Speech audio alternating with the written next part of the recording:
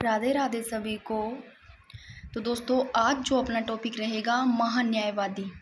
इससे पहले अपनों ने जो टॉपिक किया है वो महाधिवक्ता। तो इसमें थोड़ा सा आप लोग ध्यान रखना, महान्यायवादी का आर्टिकल ध्यान रखना 76, अनुच्छेद 76 में महान्यायवादी है, अनुच्छेद 165 में महाधिवक्ता है। अब देखो, दिखने में 76 छोटा है और दिखने में महाधिवक्ता छोटा है, पर ऐसे लेना जो छोटा है उसमें बड़ा ले लो आर्टिकल 165, और महान्यायवादी दिखने में बड़ा है तो इसमें छोटा ले लो, उल्टा ले लो, है ना। देखो, महाधिवक्ता में 165, महान्यायवादी में 76, ये दोनों पहले तो आर्टिकल याद रखने हैं। आज अपने महान्यायवादी पढ़ेंगे, और महाधिवक्ता का अगर आप लोगों ने पढ़ा है, उसका ध्यान है, तो महान्यायवादी तो बिल्कुल ही दिक्कत ही नहीं है, ईजी है, समझ में आ जाएगा। देखो, जैसे महाधिवक्ता पढ़ के आए हैं अपने 165 में, इससे पहले वीडियो कराई उसमें, वो देखो महाधिवक्ता राज्य में होते हैं और महान्यायवादी केंद्र में होते हैं, यानी कि सेंटर में। तो देखो, महाधिवक्ता तो होते हैं राज्य का प्रथम विधि अधिकारी, और ये जो महान्यायवादी है ये पढ़ रहे हैं, ये देखो ये केंद्र सरकार का प्रतिनिधि होता है। अब महान्यायवादी पढ़ेंगे, और कुछ चीज़ें हैं दोनों में, ऐसे लगता है उधर से अपने से दोनों का कनेक्ट करके पढ़ते हैं तो समझ में आ जाता है। तो सबसे पहले बात करते हैं महान्यायवादी। देखो, आर्टिकल 76 में आप लोग महान्यायवादी को 165 में मत कर देना, 165 में महाधिवक्ता, महान्यायवादी आर्टिकल 76 में। और महान्यायवादी एक संवैधानिक पद है भाई। क्या है? महान्यायवादी एक संवैधानिक पद है, और यह भारत सरकार का सर्वोच्च विधि अधिकारी होता है भाई, और यह केंद्र सरकार का प्रतिनिधि होता है, जो कानूनी मामलों में क्या देता है? सलाह देता है, ठीक है। महान्यायवादी की बात करते हैं तो केंद्र में, और महाधिवक्ता राज्य में, ठीक है ना। और महान्यायवादी संवैधानिक पद है और केंद्र सरकार का प्रतिनिधि करता है, और वो राज्य सरकार का, ठीक है। एक चीज़ इंपॉर्टेंट ध्यान रखना, महान्यायवादी का जो पद है ना, वो कहाँ से लिए गया है? ब्रिटेन से। तो महान्यायवादी का पद ब्रिटेन से, याद रखना। और भारत सरकार का एक ये भी इंपॉर्टेंट लाइन है, भारत सरकार का प्रमुख खाता सलाहकार लेखा अगर पूछ लिया जाते हैं महानियंत्रक कौन है, यानी कि भारत सरकार का प्रमुख खाता सलाहकार लेखा महानियंत्रक कौन है भाई? तो महान्यायवादी ही है। और ये आर्टिकल मैं बताती हूँ, उसमें 88 भी थोड़ा सा ध्यान रख लेना। अब आर्टिकल पढ़ते हैं, बिल्कुल छोटा सा टॉपिक है, पर टॉपिक कोई छोड़ना ही नहीं। पढ़ने तो सारे अपने को ऐसे हो जाता है, हाँ भाई अपनों ने पढ़ लिया ये टॉपिक, ऐसा नहीं भी छोड़ना नहीं, तो कॉन्फिडेंस आ जाता है। तो देखो, महान्यायवादी की बात करते हैं आर्टिकल 76 में, और अनुच्छेद 76 में देखो, अगर अनुच्छेद 1, अनुच्छेद 2 और अनुच्छेद 3 और अनुच्छेद 4 ये देखते हैं, तो अनुच्छेद 1 में क्या है? अनुच्छेद 76 1 में ये बात है कि राष्ट्रपति उच्चतम न्यायालय का न्यायाधीश, यानी कि हाई कोर्ट का जो न्यायाधीश है, नियुक्त होने के लिए योग्य होना चाहिए। नियुक्त होने के लिए किसी व्यक्ति को भारत का महान्यायवादी नियुक्त कर सकता है भी राष्ट्रपति। यह 76 1 में, यानी कि उच्चतम न्यायालय का न्यायाधीश नियुक्त होने के लिए कोई भी योग्य व्यक्ति है, उसको क्या कर सकते हैं? भारत का महान्यायवादी नियुक्त कर सकते हैं। कौन? राष्ट्रपति। 76 1 में ये बात कही गई है। और 76 2 में इन महान्यायवादी के कर्तव्य है। महान्यायवादी के कर्तव्य किस में है? 76 2 में, यानी कि कर्तव्य यही है कि जो भारत सरकार को मतलब कोई भी विषय है उसे संबंधित मतलब विषयों पर सलाह दे, और राष्ट्रपति उसको मतलब टाइम पर, यानी कि समय समय पर निर्देश करे हो या सौंपे, यानी कि कर्तव्य की बात करते हैं। तो 76 2 में। और 76 3 में क्या है? अधिकार क्षेत्र 3, अधिकार क्षेत्र 3 की तरह से लग लो। मतलब इसका क्या मतलब है अभी? अधिकार का क्षेत्र का क्या बात है? तो इसमें है जो महान्यायवादी है ना, वो अपने कर्तव्यों के पालन में अगर बात करें तो भारत के जो राज्य क्षेत्र है ना, उसमें सभी जगह पर न्यायालयों में क्या होती है? मतलब सुनवाई होती है, यानी कि सुनवाई का अधिकार है। तो अधिकार क्षेत्र 76 3 में। और 76 4 में क्या है? 76 4 में ये है कि महान्यायवादी है ना, वो राष्ट्रपति के प्रसाद पर्यंत अपना पद धारण करते हैं। और एक चीज़ ध्यान रखना, मैं महाधिवक्ता करवा के आई हूँ, देखो महाधिवक्ता राज्यपाल के प्रसाद पर्यंत रहते हैं भाई। महाधिवक्ता किनके? ये राज्य में है ना महाधिवक्ता, तो ये राज्यपाल के प्रसाद पर्यंत रहेंगे।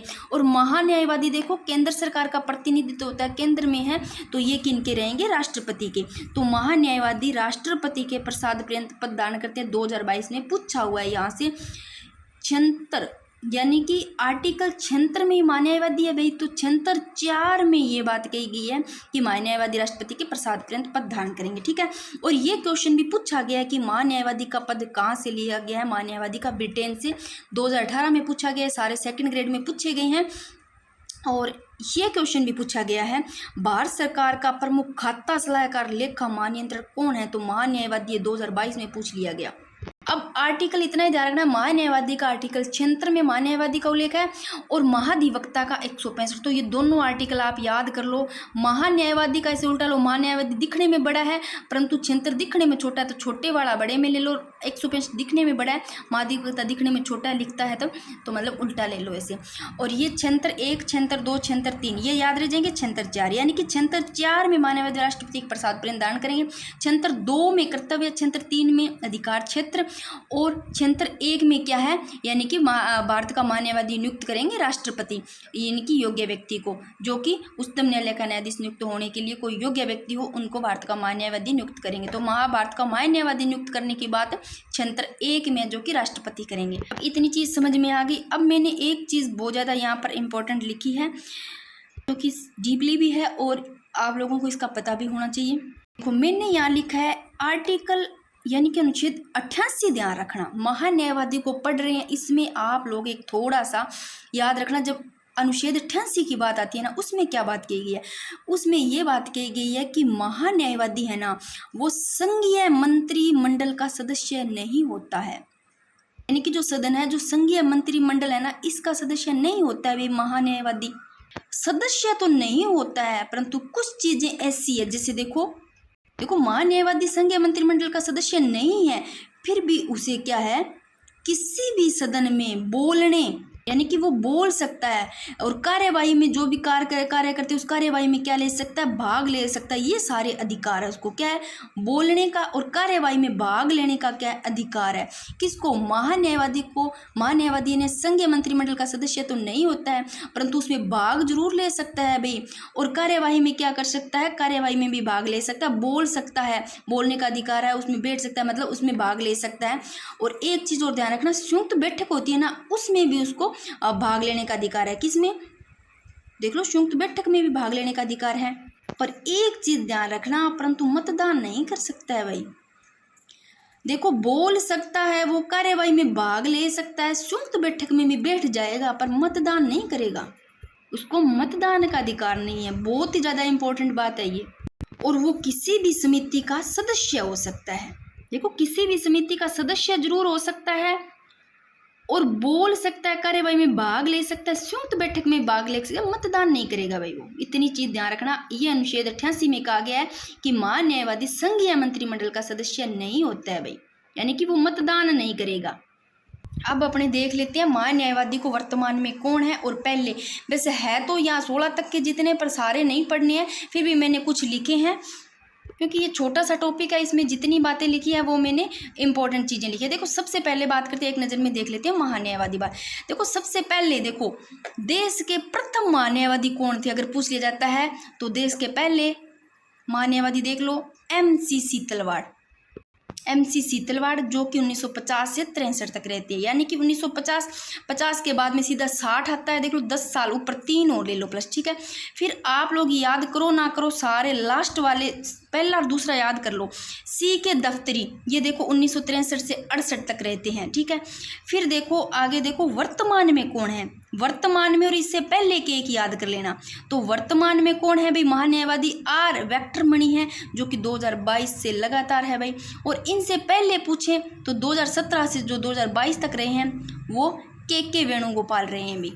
अब मैं थोड़े से बता दूं, और बाकी आप लोगों को सारे अगर 16 तक पढ़ने हैं तो मैं जब इसकी PDF डालूंगी टेलीग्राम पे तो मैं साथ में वो सारे के सारे एक बार PDF में डाल दूंगी, ताकि अगर किसी को पढ़ना है याद रह सकते हैं। तो सेकंड C के दफ्तरी है, पहले MC सीतलवाड़, उसके बाद में आते हैं निरेड्डे, फिर SV गुप्ता आते हैं, फिर LN सिन्हा आते हैं और फिर के पराशरन आते हैं। बाकी सारे पढ़ने मैं डाल दूंगी। अब देखो ये चीज़ें थोड़ी सी इंपॉर्टेंट है, थोड़ी सी इनमें से अलग है वो चीज़ें, इनमें से क्वेश्चन यहाँ से कई बार पूछ लेते हैं। देखो अगर पहला पूछ लिया जाता है कि प्रथम महान्यायवादी या वर्तमान के, ठीक है, तो पहले है MC सीतलवाड़, ठीक है, ये महान्यायवादी। और सर्वाधिक अगर सबसे ज़्यादा कार्यकाल किनका रहे अगर पूछ लिए तो सर्वाधिक कार्यकाल वाले महान्यायवादी, तो जो पहले है MC